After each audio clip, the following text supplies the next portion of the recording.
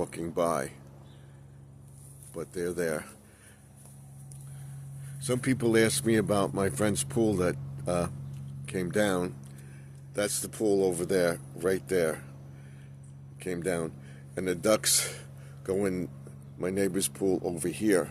He has it covered, and there's water in the tarp that covers the pool, and that's where they go, and they eat the bird seed.